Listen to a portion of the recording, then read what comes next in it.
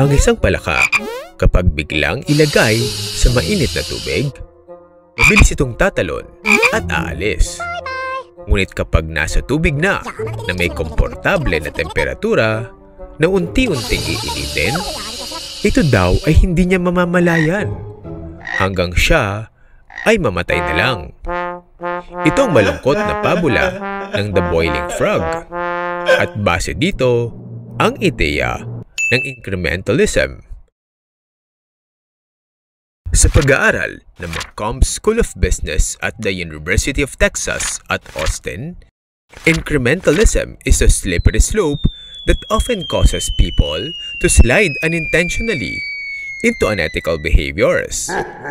Ang sabi sa siyensya, maaaring hindi mapansin ang unti-unting pagbabago dahil people in general are not good at recognizing small changes. Sa isang organisasyon halimbawa, maaaring magkaroon ng unethical actions dahil sa nakasanayan sa mahabang panahon. Maliliit na pagbaliko ng mga judgments and actions na paglipas ng panahon nagiging kultura, ginagawa ng karamihan. Malalaman na lang kung kailan huli na.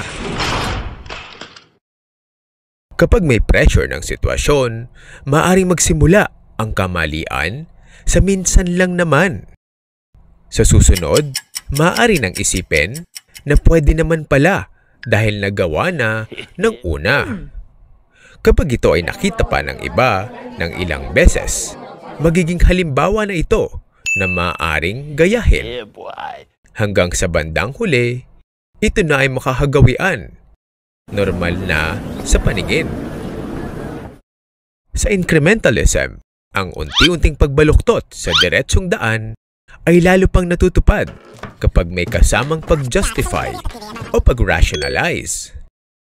According sa behavioral ethics, ang rationalization ay mga cognitive biases na kadalasan mga invented explanations that hide or deny true motivations and causes of actions.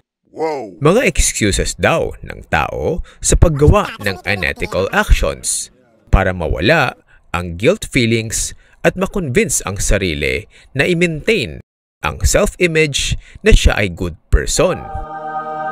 Ang delikado sa rationalization, madalas nangyayari ito sa ating mga sarili na hindi natin alam or below the level of awareness. Ang mga halimbawa ng rationalization pag may nagawang unethical decisions, hindi naman siya harmful. Yun ngang iba, mas malala. Sumunod lang naman ako sa utos.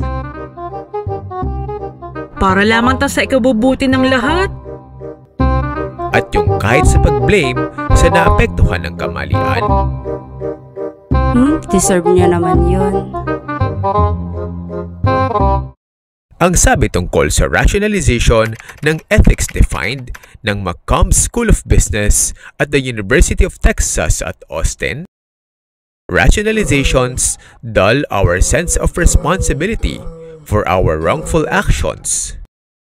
Lahat ng tao ay prone dito at kapag nakasanayan ay maaaring maging parte na ng impluwensya para makagawa ng unethical judgments.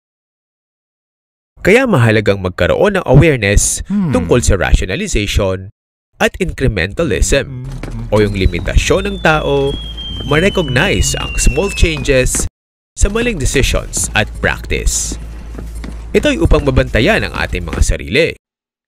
Mahalaga pang pansinin ang ating mga kutob o gut feelings kapag may nasa-sense na parang may mali. Hindi laging accurate ang gut feelings. Ngunit ang tao ay maaaring magkaroon ng intuition na kakaiba. Posibleng mga subconscious na interpretations na nakakadulot ng uncomfortable feelings. Maaari ding kumonsulta sa ibang pananaw at perspektibo ng mga kasamahan. Baka naman mayroong ibang anggulo. Higit sa lahat, pinakamadali pa rin gawing practice o habit ang consistency sa pagsunod sa mga guidelines and policies at hindi lumihis kahit kaunti. Tandaan, ang paglihis ng konti kapag naulit ng ilang beses ay lumalaki. Parang tubig lang na maaaring di mamalayan. Umiinit na pala.